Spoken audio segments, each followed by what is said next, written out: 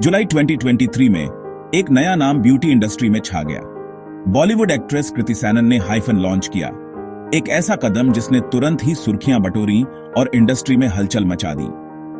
Hyphen, जो एक direct to consumer skin care brand है, जिसका लक्ष्य सीधे ग्राहकों तक पहुंचना है बिना किसी बिचौलिए के, जिसका वादा है कि वह कॉम्प्लेक्स साइंस और रोजमर्रा की जरूरतों के बीच के गैप को भरेगा। यह ब्रांड स्किन केयर को आसान और प्रभावी बनाने का दावा करता है। एक मॉडर्न, मिनिमलिस्ट लुक और अफोर्डेबल प्राइसेस के साथ हाइफन ने जेन जेड और मिलेनियल्स को टारगेट किया, जो स्टाइल और वैल्यू दोनों को महत्व देते हैं।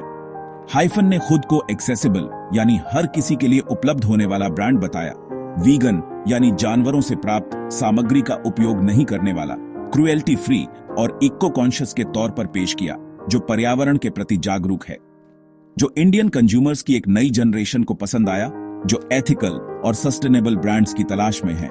कृति सिर्फ एक फिगरहेड नहीं थी, उन्होंने ब्रांड को सिर्फ अपना नाम नहीं दिया था, उन्होंने चीफ कस्टमर ऑफिसर का रोल लिया, जो एक महत्वपूर्ण पद है, और कहा कि वह प्रोडक्ट डेवलपमेंट और टेस्टिंग में डीपली इन्वॉल्व्ड है।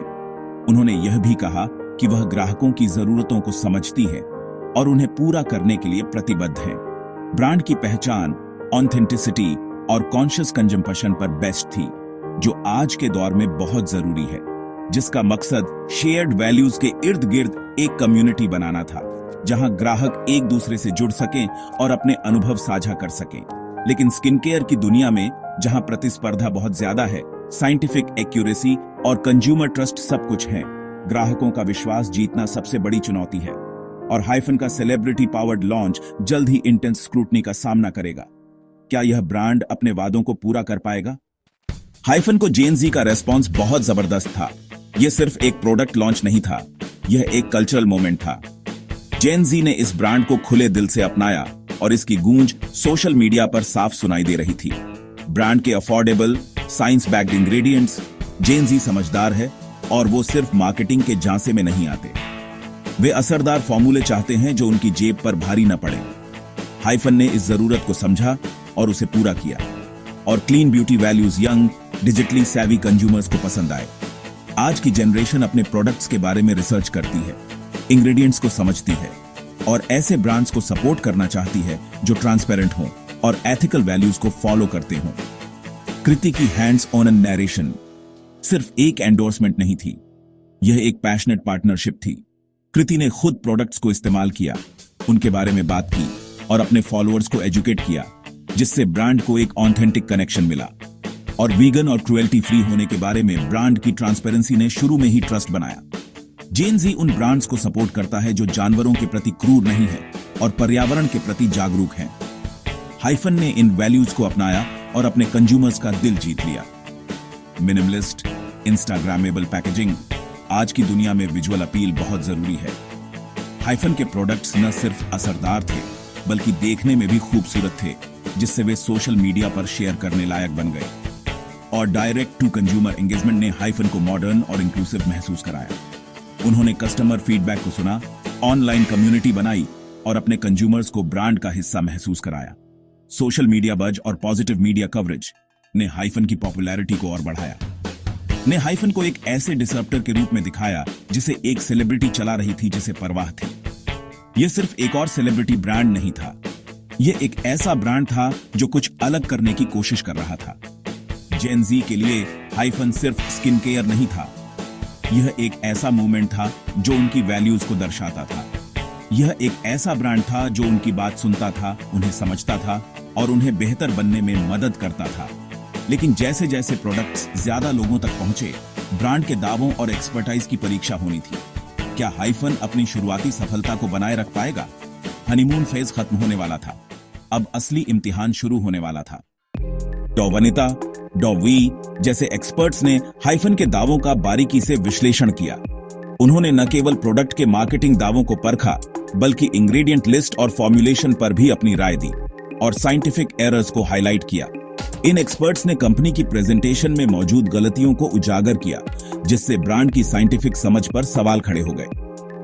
सबसे खास तौर पर कृति ने सेरामाइड्स को लिपिड्स के बजाय प्रोटीन के रूप में गलत बताया। यह एक बुनियादी गलती थी जिसने एक्सपर्ट्स और कंज्यूमर्स दोनों को चौंका दिया। इस गलती ने ब्रांड की साइंटिफिक रिगर और ट्रांसपेरेंसी पर सवाल उठाए। क्या ब्रांड वास्तव में अपने प्रोडक्ट्स के पीछे की साइंस को समझता है? क्या वे कंज्यूमर्स को सही जानकारी दे रहे हैं? ऑनलाइन कम्युनिटीज ने इंग्रेडिएंट लिस्ट्स पर सवाल उठाना शुरू कर दिया। लोग प्रोडक्ट्स में मौजूद इंग्रेडिएंट्स के बारे में ज्यादा जानकारी मांगने लगे और ब्रांड से ट्रांसपेरेंसी की उम्मीद करने लगे और एडवर्स रिएक्शंस की रिपोर्ट करना शुरू कर दिया। कुछ यूजर्स ने ब्रेकआउट्स, इरिटेशन और एलर्जी जैसी समस्याओं का अनुभव किया, जिसके बाद उन्होंने ऑनलाइन फोरम्स और सोशल मीडिया पर अपनी आपबीती शेयर की, जिससे हाइफन की सेफ्टी और एफिकेसी की इमेज खराब हुई। कंज्यूमर्स को अब ब्रांड पर भरोसा करने में मुश्किल हो रही थी और वे प्रोडक्ट्स की क्वालिटी और इफेक्टिवनेस पर सवाल उठाने लगे थे। क्रिटिसिज्म तब और बढ़ गया जब कृति ने मेडिकल डिस्क्लेमर्स के बिना ट्रेटिनोइन जैसे प्रिस्क्रिप्शन स्ट्रेंथ एक्टिव्स की सिफारिश की। यह एक गैर जिम्मेदाराना हरकत थी जिससे कंज्यूमर्स की हेल्थ को खतरा हो सकता था, जिससे डर्मेटोलॉजिस्ट्स चिंतित हुए। उन्होंने इस बात पर जोर दिया कि प्रिस्क्रिप्शन स्ट्रेंथ इंग्रेडिएंट्स का इस्तेमाल केवल डॉक्टर की सलाह पर ही किया जाना चाहिए। एक्सपर्ट्स ने चेतावनी दी कि एक सेलिब्रिटी से ऐसी सलाह खतरनाक हो सकती है क्योंकि उनके पास मेडिकल क्वालिफिकेशन नहीं होती और वे हर व्यक्ति की स्किन के बारे में नहीं जानती, खासकर आसानी से प्रभावित होने वाले फॉलोअर्स के लिए। यंग फॉलोअर्स अक्सर सेलिब्रिटीज को अपना रोल मॉडल मानते हैं और उनकी सलाह को बिना सोचे समझे फॉलो करते हैं। बैकलैश ने नैरेशन को बदल दिया। हाइफन को अब साइंस और रिस्पॉन्सिबल एजुकेशन से ज्यादा मार्केटिंग को प्राथमिकता देते हुए देखा गया। कंज्यूमर्स को लगने लगा कि ब्रांड सिर्फ अपने प्रोडक्ट्स बेचने में इंटरेस्टेड है, न कि उन्हें सही जानकारी देने में। कुछ डॉक्टर्स ने तो प्रोडक्ट्स को इनफेक्टिव या पोटेंशियली हार्मफुल भी कहा। उन्होंने कंज्यूमर्स को चेतावनी दी कि वे इन प्रोडक्ट्स का इस्तेमाल करने से पहले सावधानी बरतें। ब्रांड की क्रेडिबिलिटी दांव पर थी। हाइफन को कंज्यूमर्स का भरोसा वापस जीतने के लिए काफी मेहनत करनी पड़ी। हाइफन के खिलाफ सबसे सीरियस एलिगेशन कृति का ट्रेटिनोइन का कैजुअल प्रमोशन था, जो भारत में एक schedule H prescription only drug है। ट्रेटिनोइन को गंभीर इरिटेशन और बर्थ डिफेक्ट्स जैसे रिस्क के कारण स्ट्रिक्ट मेडिकल सुपरविजन की जरूरत होती है। कृति के एंडोर्समेंट ने बिना किसी साफ चेतावनी के कॉस्मेटिक्स और फार्मास्यूटिकल्स के बीच की लाइन को धुंधला कर दिया, जिससे अनसेफ सेल्फ मेडिकेशन को बढ़ावा मिल सकता था। इस विवाद ने इन्फ्लुएंसर्स के लिए सटीक, कानूनी और सुरक्षित सलाह देने के नैतिक कर्तव्य को उजागर किया। जबकि हाइफन ट्रेटिनोइन नहीं बेचता था, इसके फाउंडर के बयानों ने ब्रांड को विवाद से जोड़ा। यह बहस सेलिब्रिटी लेड ब्रांड्स की अकाउंटेबलियों का एक केस स्टडी बन गई। जैसे जैसे क्रिटिसिज्म बढ़ा, सोशल मीडिया हाइफन के खिलाफ हो गया। यूट्यूब और रेडिट यूजर्स ने ब्रांड पर पेड इन्फ्लुएंसर रिव्यूज पर निर्भर रहने का एलिगेशंस लगाया, जिससे इसकी शुरुआती तारीफ की ऑथेंटिसिटी पर सवाल उठे। मिनिमलिस्ट ब्रांडिंग की तुलना हैली बीबर के रोड से की गई, जिससे कॉपीकैट के एलिगेशंस लगे और एक इनोवेटर के रूप में हाइफन की इमेज को नुकसान पहुंचा। ब्रांड का ऑथेंटिसिटी का वादा अब सवालों के घेरे में था। डिजिटल प्लेटफॉर्म जिन्होंने हाइफन के उदय को बढ़ावा दिया था, वे अब उसकी सबसे कड़ी आलोचना का स्रोत बन गए। ट्रस्ट तेजी से कम हुआ और बातचीत एक्साइटमेंट से स्केप्टिसिज्म में बदल गई। हाइफन की कम्युनिटी ड्रिवन स्ट्रैटेजी को अब तक की सबसे कड़ी परीक्षा का सामना करना पड़ा। हाइफन विवाद ने भारत में इन्फ्लुएंसर मार्केटिंग के कानूनी जोखिमों को उजागर किया। दी drugs and cosmetics act tretinoin जैसी प्रिस्क्रिप्शन ड्रग्स को सख्ती से रेगुलेट करता है, जिससे इसका कैजुअल प्रमोशन एक कानूनी ग्रे एरिया बन जाता है। The consumer protection act brands और एंडोर्सर्स दोनों को मिसलीडिंग या अनसबस्टेंशिएटेड क्लेम्स के लिए जिम्मेदार ठहराता है। हालिया गाइडलाइंस में इन्फ्लुएंसर्स को पेड पार्टनरशिप्स का खुलासा करने और हेल्थ रिलेटेड स्टेटमेंट्स को वेरीफाई करने की जरूरत है। रेगुलेटरी बॉडीज अब सतर्क हैं और ब्रांड्स को यह सुनिश्चित करना चाहिए कि हर दावा साइंटिफिकली और लीगली सही हो। हाइफन का मामला एक चेतावनी है। डिजिटल युग में कंप्लायंस नॉन नेगोशिएबल है। सेलिब्रिटी लेड ब्रांड्स को अभूतपूर्व स्क्रूटनी और जवाबदेही का सामना करना पड़ता है। 2023 का मामयर्थ बनाम HUL जैसा कानूनी मामला दिखाता है कि इंडियाई अदालतें स्किन केयर क्लेम्स के लिए साइंटिफिक प्रूफ की मांग करती हैं। ब्रांड्स को हर स्टेटमेंट को मजबूत सबूत के साथ सपोर्ट करना चाहिए, या कंपीटिटर्स और कंज्यूमर्स दोनों से मुकदमे का रिस्क उठाना पड़ सकता है। यहां तक कि छोटे साइंटिफिक एरर्स जैसे इंग्रेडिएंट्स को गलत बताना भी कोर्ट में ब्रांड के खिलाफ इस्तेमाल किए जा सकते हैं। उदाहरण साफ है, मार्केटिंग हाइप को साइंटिफिक रियलिटी से मैच। हाइफन के लिए इसका मतलब है कि हर दावा, इंग्रेडिएंट और एंडोर्समेंट को कानूनी और साइंटिफिक स्क्रूटनी का सामना करना होगा।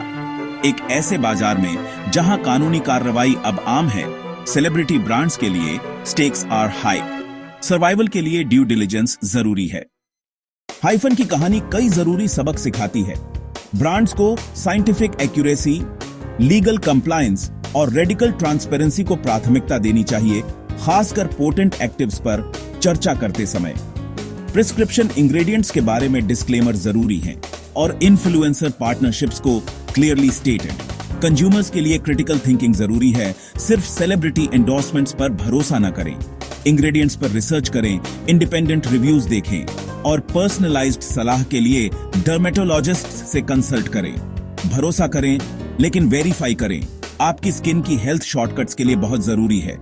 इन्फॉर्म्ड चॉइसेस कंज्यूमर्स और ब्रांड्स दोनों की प्रोटेक्ट।